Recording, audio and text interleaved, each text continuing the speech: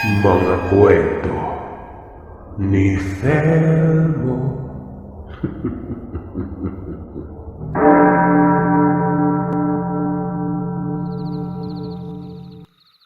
Itago niyo na lamang po ako sa pangalang Fatima. Ang kwentong ito, naranasan namin mismong magkapatid bago namatay ang aming ina. Nag-umpisa ang sakit ng nanay namin December 27, taong 2000. Lagi na lamang siyang nakahiga, matamlay ang katawan. Tinanong siya ng ate namin, anong nangyari sa kanya, kung okay lamang siya. Ayon naman kay nanay ay ayos lamang umano siya noon. Sabi ko sa ate ko na tawagin na lamang natin sa pangalang Arbaya. Parang iba na ang itsura ni mamang. Parang maputla. Hinihintay namin na umuwi si papang noon para madala na namin si mamang sa ospital. Ang tatay kasi namin ay nasa kapatid niya sa bundok. May pinapa-chainsaw na kahoy para pangpagawa ng bahay. Malayo din sa lugar namin ito. Ang negosyo kasi ng magulang ko ay lumber. Nagbebenta ng kahoy. Ang tatay ko mismo ang nagpuputol ng kahoy para ibenta naman ang aking ina. Habang tumatagal, palala ng palala ang sakit ng nanay ko. Buwan ng Enero, 2001. Napagpasya namin ang ate na ipa-check up namin si nanay. Nagsangla pa kami ng relo nun para ipang-check up kay mamang. Ginamit namin itong pampa-check up sa nanay namin. Nung nasa regional hospital na kami sa Cotabato, na-confine si nanay na tumagal din ng 2 linggo. Medyo nahirapan kami nun gawa ng nag-aaral kami ng ate ko. Second year high school kami nun. Lagi kaming absent gawa ng salit-salitan kami sa pagbabantay sa ospital. Hanggang sa pinauwi na kami ng doktor. Wala na daw silang nakitang sakit kay mamang. Sabi namin bakit ganun nangihina pa rin si mamang noon. Ultimong pagtayo niya, hindi niya kaya pag siya lang mag-isa. Kaya inaalalayan lamang namin ito. Nakauwi na kami sa bahay. At doon na nag-umpisa ang kababalaghang nangyari sa buhay namin. Kinagabihan pagkatapos kumain, nagpapahinga na kami. Mga bandang 8:00 ng gabi yon. Nagtanong si nanay kung ano umano ang nasa likuran ko. Malaki umano ang mata. Sobrang laki nun. Kasing laki umano ng plato. Sa likod umano namin ni ate nun. Paglingon namin wala naman kaming nakikita. Tinanong namin si mamang kung saan banda gawa ng wala Pero siya lang ang nakakakita nun. Nakatingin umano sa kanya ang nilalang. Kinalabit ko ang likuran ng ate ko. Nilingon naman ako ni ate sabay sabing tumahimik umano ako. Lumipas sa mga araw, may bigla na lang malaking pusang itim ang nakita naming malapit sa hinihigaan ng nanay namin. Nung una, hinayaan lang namin ito. Pero habang tumatagal, ay lagi na naming nakikita yung pusang itim na yon na dumadating tuwing 6:00 ng hapon. Pinapaalis namin, pero hindi umaalis yung pusa. Umaangil pa ito. Nang akmang tatapunan ko ng tubig yon, bigla itong tatalon sa may bintana. Habang tumatagal, Sir Seth, unti-unti na kaming hindi makilala ni mamang. 34 na taong gulang pa lamang si mamang na mga panahon na yon. Pero bigla na lang to naging ulyanin. Yun mga panahon na yun, Sir Seth, may bunso pa kami na mag-iisang taon pa lamang. Naggagatas pa kay nanay yon. Ultimong yon, hindi niya makilala. Nagagalit pa itong si Mamang at sinasabihan si ate na padedehin umano yung anak niya. Tapos lagi pa itong nagagalit at sinasabihan kami na balang araw umano, magtatanan kami. Yung para bang ibang tao na siya, Sir Seth. Habang tumatagal ay kung ano-ano na ang sinasabi niya. Doon na namin naisipan na ipagamot si Mamang sa albularyo. Tawagin na lamang natin ang manggagamot na ito sa pangalang Bebe, na ibig sabihin po, lolo sa salitang katutubo ng mga kapatid nating Tiduray. Sabi niya sa amin ng kapatid ko, na barang umano si Mamang. 7 tao umano ang bumabarang sa kanya. Inggit ang dahilan. At yung isang babae ay naging kaaway umano ni Mamang.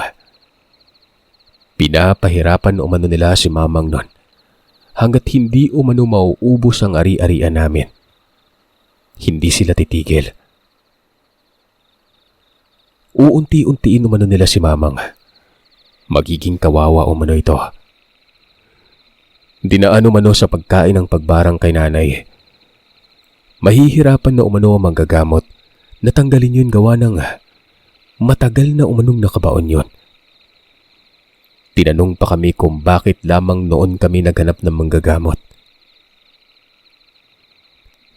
Doon ko naisip ang nakaaway lamang ni nanay namin ay yung kapitbahay lamang namin na asawa ng tito ng nanay namin noon.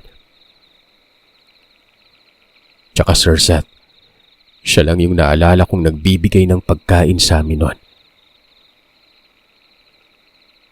Lumipas pa mga araw.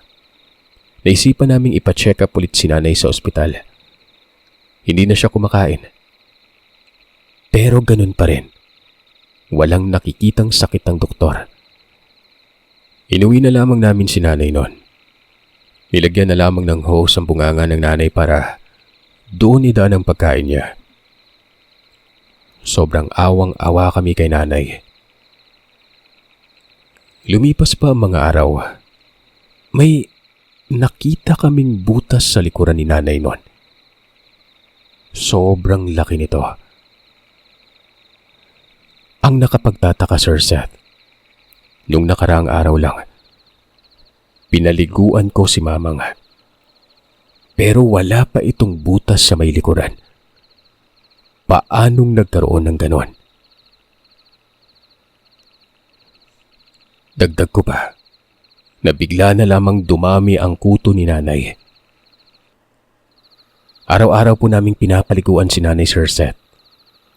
Pero dun lang nagkaganon sa isang araw na yon. Kadiri talaga, as in hindi ko maatim ang itsura ng nanay namin noon. Bali sa span nang nangyari, Sir Seth, hindi pa nakauwi kaagad si tatay. Kaya nung nakauwi na ito, ay nasa ganoong sitwasyon na ang aming ina. Nanghina siya sa nakita niya. Napatulo ang luha ng tatay nun. Hanggang sa naisipan namin na doon na lamang namin dalhin sa lola namin na nanay ng mamang namin nun. Pagkadating doon, pinagamot ulit ito. Ang sabi ay wala na umanong pag-asa ang mamang namin. Hintayin na lamang umano namin kung anong araw siya mamamaalam. December 27, 2001. Isang taon. Eksaktong isang taon nang unang makaramdam si mamang ng sama ng pakiramdam. Pumanaw siya. Sa araw ng pagkamatay ni nanay nun, yung panglima namin sa magkakapatid, bigla na lang aray ito ng aray. Umiiyak, Sir Seth. Humihingi ito ng tulong gawa ng naninigas umano ang kanyang kamay nun. Mabuti na lamang at naroroon pa rin ang manggagamot at siya na ang gumamot sa kamay ng kapatid ko. Noong mga panahon pala na naninigas ang kamay ng kapatid ko noon, nakahawak pala ang isang kamay niya sa mga paa ni nanay. Ang sabi ng manggagamot, galit umano yung kaluluwa ng nanay namin noon. Galit umano ang kaluluwa ng namatay. Naroroon umano yung pito sa bumarang sa kanya. Kaya galit ang patay noon. Walang ano-ano. Sinabihan niya kami na tingnan umano namin ang paa ng patay. Pagtingin namin noon, ang daming bilog-bilog na pula. Yung parang tinusok ng karayom tapos namuo yung dugo noon. Naroroon yung tita ng nanay ko na nakiramay sa pagkamatay ni nanay. Ay nga Sir Seth, nung nilibing si nanay noon, sobrang bigat umano niya. 10 ang nagbubuhat sa bangkay, pero bigat na bigat pa rin sila noon. Ang sabi pa nga ay baka hindi na yun yung nanay namin. Baka pinalitan na umano ng puno ng kahoy. Ang sabi naman ng iba ay dapat dinaan umano sa bintana para makita umano kung yun pa yung bangkay o pinalitan na. Isipin mo Sir Seth, nag-umpisang nagkasakit si Mamang December 27, 2000. Namatay ito. Parehas ng petsa. 1 taon ang lumipas. Piyesta yan sa lugar namin dito sa may Cotabato. Talagang pinahirapan ng 1 taon ng nanay namin. At magpasa hanggang ngayon. Dala-dala namin ang bigat na yon.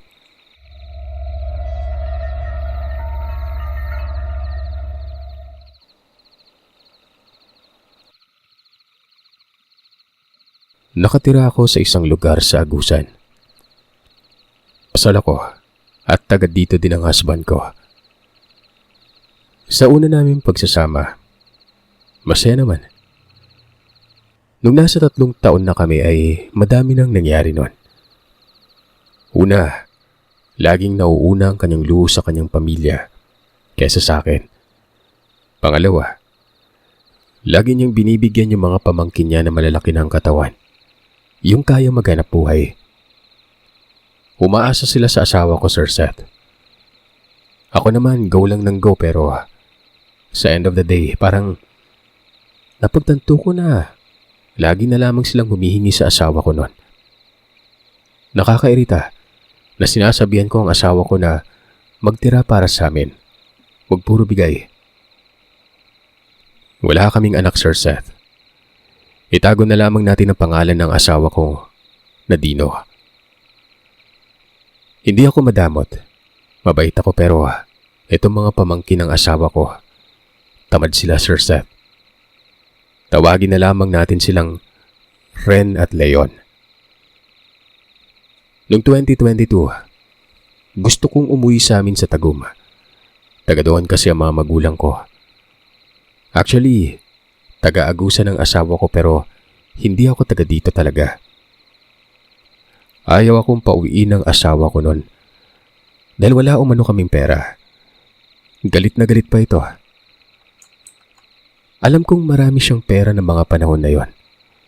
Gawa ng pag humihingi ang pamangkin niya, binibigyan niya. Ako, minsan lang naman akong humingi pero ayaw niya. Kaya naman galit na galit ako noon. Nakaka-stress, depress, kasi gusto kong mayakap ang inay at titay ko. Matagal na akong hindi nakauwi sa amin noon. May naisip ako na ikakasakit nilang lahat noon. Nawala ang takot ko sa may kapal. Meron akong kaibigan na may kilalang mambabarang. Hindi ako nagpatumpik-tumpik. Binarang ko ang asawa ko at ang pamangkin niya noon. Silang 3. Binigyan ko ng leksyon. Galit na galit ako. Umiiyak ako, siguro dala na rin ang miss na miss ko ng mga magulang ko noon. Nabulag ako sa galit ko. Gaya ng sabi ko, hindi ako madamot pero paano ba namang minsan lamang akong humingi pero hindi ako binibigyan? Mild lang yung barang na yun, Sir Seth. Hindi yung halos papatay ng tao. Nung nasa bahay na ako, sumasakit daw ang ulo nila at nilalagnat sila tuwing 3:00 na madaling araw. Mawawala na mga bandang 7:00 ng umaga na. Babalik ng 12:00 ng tanghali. Mawawala ng bandang 2:00. Babalik ng 4:00 at mawawala na naman. Hindi ko sila pinapansin. Sila lang ang nagtutulungan. Pag kumakain sila ay hindi ako sumasabay sa kanila. Hindi ko rin sila kinakausap noon. Yung asawa ko, lungkot na. Gawa ng lumalayo ng loob ko sa kanya. Nararamdaman niya na wala na akong pake. Yung tipong magsasaing na lang, para lang sa akin yon. 5:00 ng hapon, nilalagnat sila. Sobrang init nila noon. Deadma lamang ako noon. Wala talaga akong pake. Gusto nila uminom ng gamot pero hindi ako tumulong. Hanggang sa maubos yung gamot nila kakainom. Hindi ko sila pinansin noon. Kinabukasan ay nagpunta yung tatay ng mga bata, kapatid ng asawa ko.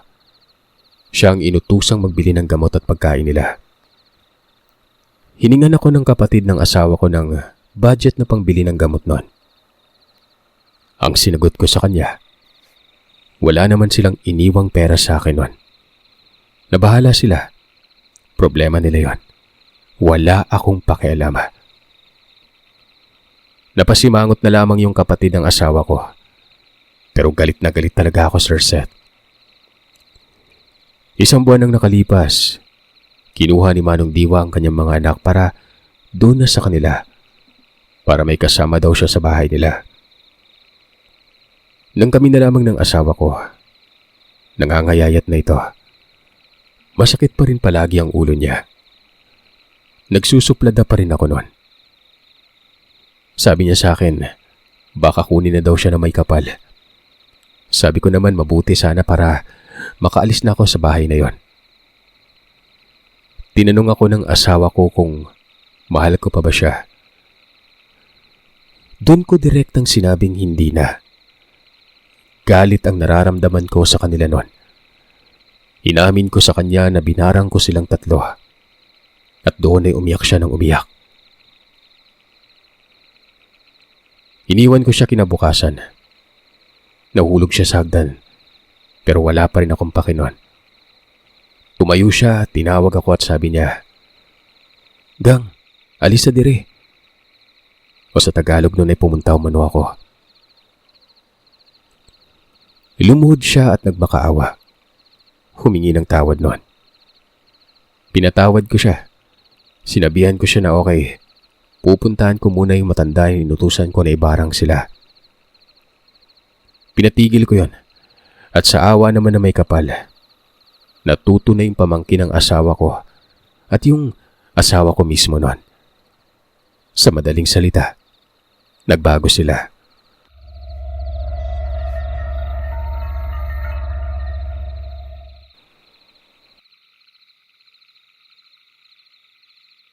Mapagpalang araw sa inyo, Sir Seth. Tawagin niyo na lamang po akong Sheila at ang aking asawa, si Popo. Tubong Laguna ako at gusto kong ibahagi ang aking karanasan. Nangyari ito noong 2022. Kakatapos pa lamang ng lockdown noon dahil sa pandemic. Kakapromote ko lamang noon bilang isang guro dito sa Laguna. Nang mapagdesisyonan namin ni Mr. na bumili ng big bike. Mahilig kasi kami mag-asawa mag-road trip noon. Total ay hirap kami magkaanak kaya idinadivert na lamang namin ang aming frustration sa paggala. Nung isang selebrasyon ng Pasko, napagdesisyonan namin na pumunta ng Baguio para mag-celebrate ng Pasko namin gamit ang naipundar naming Kawasaki Dominar. Bata pa lamang ako, Sir Seth.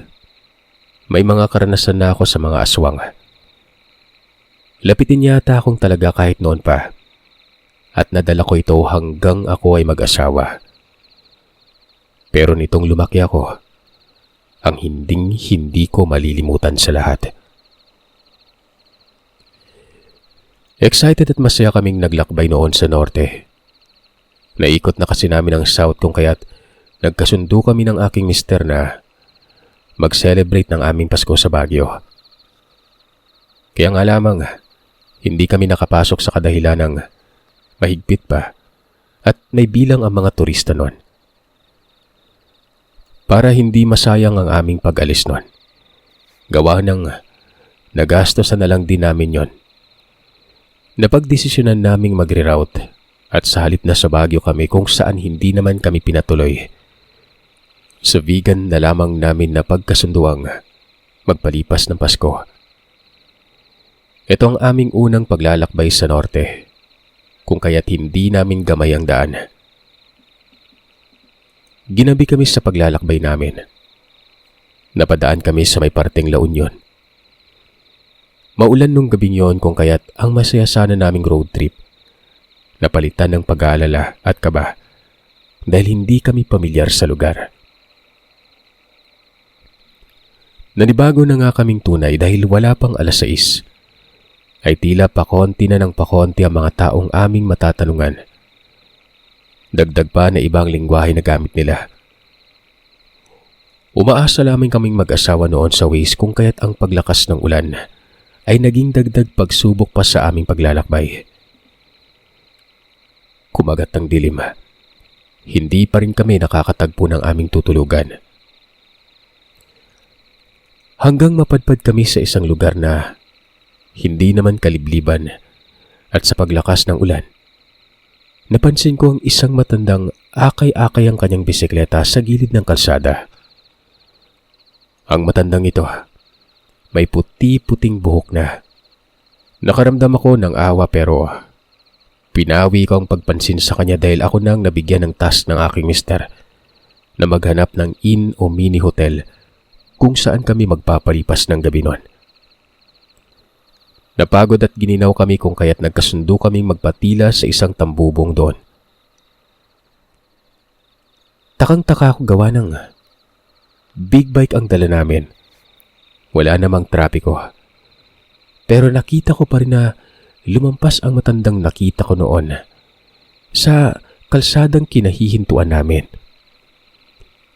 Ipinagsawalang bahala ko ang aking napansin at naghanda ng muli sa pagtila ng ulan. Nadaanan naming muli ang nakita kong matanda.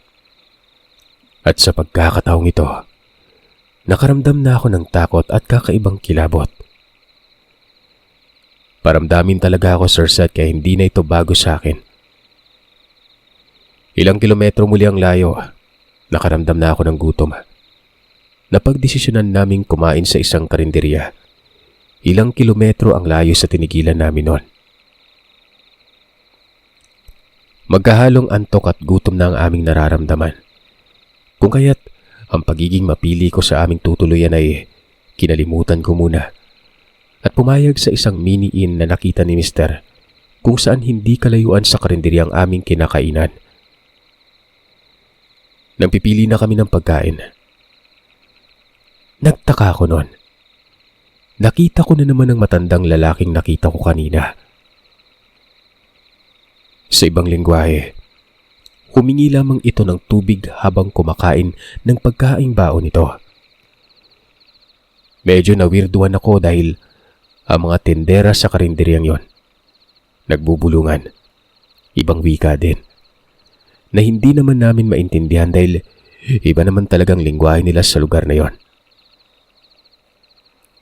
Ang nagpatindig ng balahibo ko at pagkakaroon ng ibang pakiramdam ay ang pagbubulungan ng mga naroroon. Pagod na pagod ang matanda kaya't ang aking pagdududa ay inakala kong imahinasyon lang. Pinagsawalang bahala ko na lamang yon. Ang asawa ko naman ay hindi mapaniwalain sa mga ganitong bagay. At baka magtalo pa kami kapag binoise out ko kung anong nasa sa loobin ko. Pinagpatuloy lamang namin ang pagkain.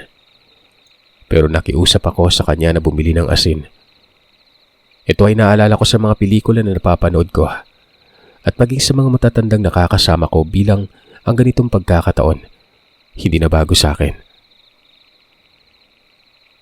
Pagkatapos kumain, tumuloy na kami sa aming tutulugang unit. Inayos ko na rin ang mga gamit ko hanggang magdesisyon ako maglinis ng katawan. Pagpasok ko sa palikuran na nasa loob lamang ng inuupahan naming kwarto para sa gabing yon, nararamdaman kong may naninilip sa akin sa bintana. Bukod doon ay dinig ko ang kaluskos sa parting yon ng palikuran. Noong una, ayokong lingunin ang dakong yon. Pero hindi na ako nakatiis dahil iba na ang pakiramdam ko. Para bang nilalagnat na ako sa init na nararamdaman ko noon. Paglingon ko, Sir Seth, kitang-kita ko ang mapupulang mga mata ng kung anumang nilalang na nanunubok noon na manilip. Mabuti na lamang at alerto ako dahil binaon ko talagang asin sa kwarto. Isinaboy ko ito sa maitim na nilalang na yon. Pagkasaboy ko, sinadya kong sabihin sa kanya sa wikang Ingles na kilala ko siya at nakita ko siya kanina lang. Dali-dali akong tumakbo sa asawa kong noong mga sandaling yon ay nanonood ng telebisyon. Sa buong magdamag ay hindi natapos ang nakakatakot na karanasang yon dahil dama kong hindi pa kami nilulubayan noon. Mahirap sa akin ang pagtulog noon. Hindi maalis sa balintataw ko ang itsura ng nilalang. Sa awa ng may likha, nakalabas naman kami sa lugar na yun na maayos at nakauwi ng ligtas.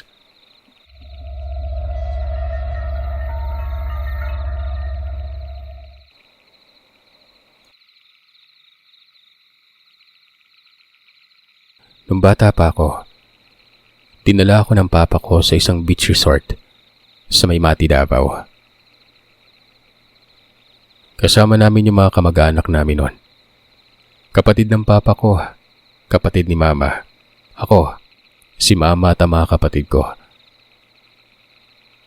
May isang resort noon na maganda, tahimik.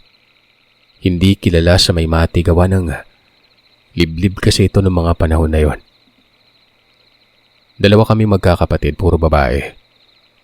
4 na araw kami doon, family bonding.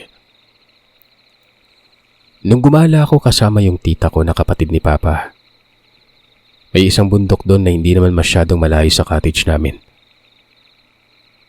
May bahay doon, so ako bilang makulit, pumasok ako gawa ng walang tao doon. Pero sobrang baho ng bahay. Parang hindi nililinisan.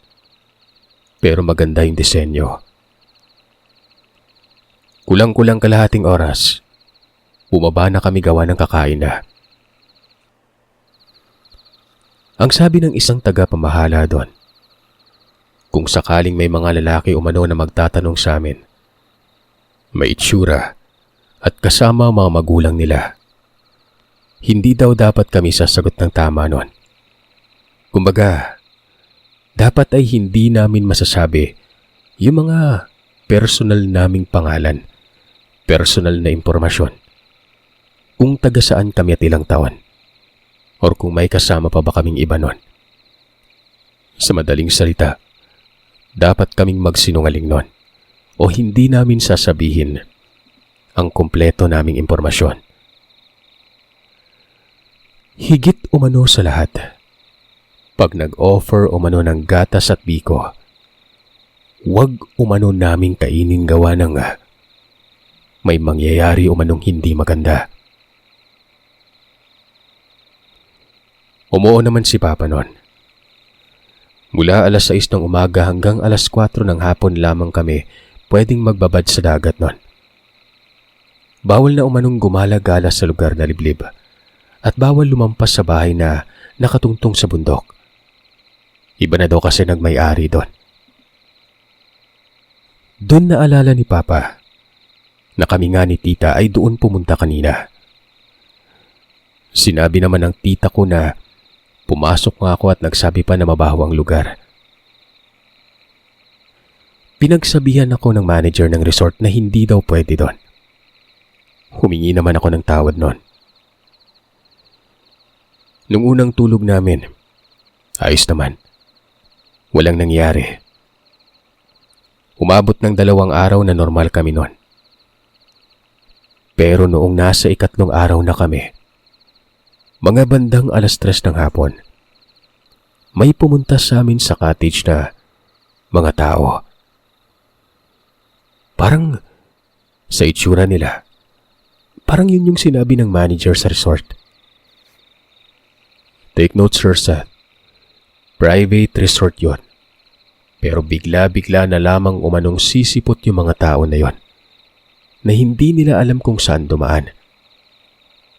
Kahit na may security guard doon sa lugar.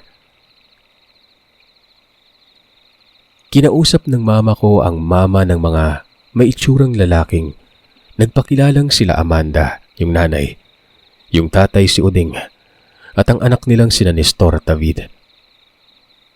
Nagbebenta sila ng kakanin.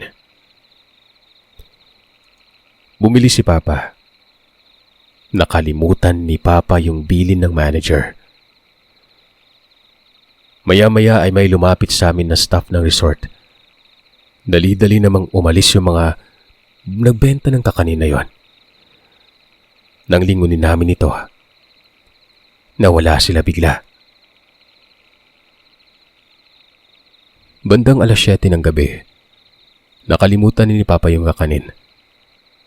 Nakakain na kami ng dinner nun. Pumunta na sa room namin. Doon na naalala ni Papa ang kakanin na yon. Kukunin sana ito ni Papa. Nagdala siya ng kutsilyo na maliit. Malayo yung room sa cottage nung time na yon. Kasama ni Papa yung kapatid ni Mama na tomboy. Bukod sa pagkuha sa kakanin, balak ni Papa na pumunta sa manager dahil open naman ng 24 hours yung service nila. Mag-extend kasi sana kami gawa ng gusto ni Papa mag-tour sa isla noon. Nung pumunta sila sa cottage, Sir Seth, yung kakanin, natamaan pala ng kalamansi na may suka yung natasin. Kumakain kasi kami ng isdang kinilaw noon. Umiba umano ang itsura ng kakanin noon. Nagkaroon ng buhok, may uod, at ang baho umano. Hindi namin namalayan nung tapos namin kumain na natapunan pala ng kinilaw dun sa plato yung kakanin na ito. Maya-maya, yung isang guard, tumatakbo kay Papa na sumisigaw. Humihingi ng tulong yung bodyguard na yon dahil may namataan siyang malaking aso at may malaking ibon sa puno ng mangga sa likod mismo ng kwarto na nirerentahan namin nun. Dali-daling kumuha si Papa ng asin at bawang nun at nilagay sa bulsa ng tita ko. Nagkagulo na sa resort na ito. Isa lang yung gwardya. 9:00 ng gabi ay nawala sila gawa ng, ayon kay Papa, kumuha umano yung manager ng buntot ng pagi at asin. Pinasok yun sa balde. Nagtipon-tipon sila sa labas kung sakaling sumalakay. Lalaban daw sila. Pero nawala umano ang mga yon. Doon na nagkwento ang manager, Sir Seth.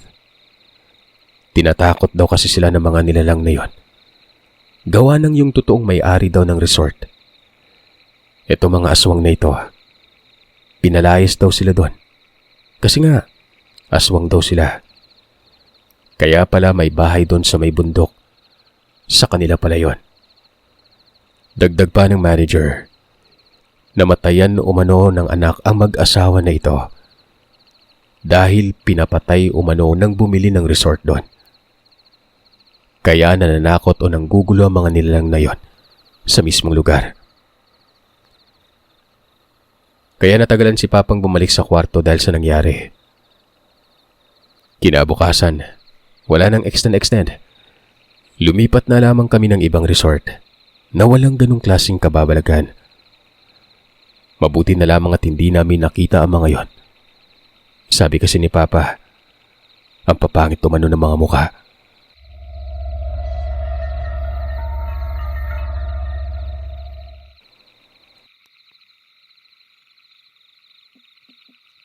2003. Umuwi ang nanay ko na tawagin na lamang natin sa pangalang Neth. Galing siya sa Zamboanga City noong nagtatrabaho. Umuwi siya dito sa Pagadian. Nag-away kasi sila ng Tatay Vin ko noon. Noong mga panahon na ito, nabuntis ni Tatay Vin si nanay. Kaya sila nag-away, Sir Seth. Gawa ng itong si tatay, nalaman ni nanay na nakabuntis din ito ng ibang babae. Kaya naman nagpa siya ang nanay ko na umuwi na lamang doon sa lola ko, pansamantala, hanggang sa makapanganak na siya. Si lola ay tawagin na lamang natin sa pangalang Martha. Meron itong sixth sense o madaling makaramdam dahil malalaman niya kaagad kung may maligno o may mga malaing ginhawa ba sa isang lugar. Madalas din siyang nakakakita ng kung anong elemento nun. Multo at mga aswang. Si Lola Martha po kasi anak ng isang albularyo nun na nagmula sa isla ng Siquijor. So ayun na nga, namalagi muna si nanay sa bahay ng aking lola sa Pagadian hanggang sa dumating na yung araw ng kanyang kapanganakan. Buwan ng Mayo, taong 2004. Araw pa ng eleksyon. Isinilang ako ng aking ina. Maghahating gabi na. Nung gabi na yun ay kumuha sila Tita Belen ng isang tagapanganak o mananabang kung tawagin sa amin sa Mindanao. Yun bang parang isang nurse na tumutulong may labas ang sanggol nun. Nasa mga 50s na umano yung babaeng na kinuha nila. Maayos naman ang itsura ng ginang. Sabi ng Tita Belen ni nanay. Nabalitaan niyang magaling daw magpaanak ang ginang na ito. Kaya naroroon din ang tita ni nanay ng mga panahon na yun kasi close sila ni nanay. Nung gabing yun, nagdududa umano si lolo. Stepfather naman ni nanay. Natawagin na lamang natin sa pangalang Lolo Dodong. Nagduda siya gawa ng napakalansa umano ng amoy ng ginang na kinuha nila. Na animoy parang galing sa pagkatay ng kung anong karne ng hayop nun. Wala kasi si Lola Martha ng mga panahon na ito. May binibili kasi siya ng mga panahon na yun kaya hindi siya nakauwi nun. Kaya naman hindi kaagad nalaman nila Lolo Dodong na yung mananabang na kinuha ng Tita Belen ni nanay, may sikreto palang tinatago. Nagsimula ng mga anak si nanay. Mabilis naman mano akong lumabas kahit na napakalaki ko nun. Ang ipinagtataka lamang nila ay kung bakit naglalaway yung ginang habang nakahawi sa tiyan ni nanay nung nagsisimula pa lamang si nanay na umere. Kaya pagkalabas ko ay dali-dali akong kinuha ni Lolo Dodong sa kamay ng ginang na yon. Inilagay sa duyan para patulugin. Habang natutulog daw ako sa duyan, napansin nila na yung ginang nakasakasama lamang nila kanina. Biglang umalis ng walang paalam. Sakto namang kakarating lamang ni Lola nun. Pagkarating ni Lola, may naramdaman itong kakaiba. Kitang-kita niya yung ginang noon sa may labas, yung mananabang. Nasaan yung aswang na umano? Dali-dali silang tumakbo papunta sa akin. At doon ay nadatnan nila ang isang malaking itim na pusa na nakapatong sa akin nun, habang nakabuka yung malaki niyang bunganga. Yung bunganga umano niya ay parang ahas sa sobrang laki na magkakasya umano yung isang bunga ng niyog. Agad naman yung sinabuyan ni Lola Martha ng langis o lana na siya namang napaso ang nilalang na natamaan nito at agad itong lumundag sa nakabukas na bintana at tumakbo papalayo.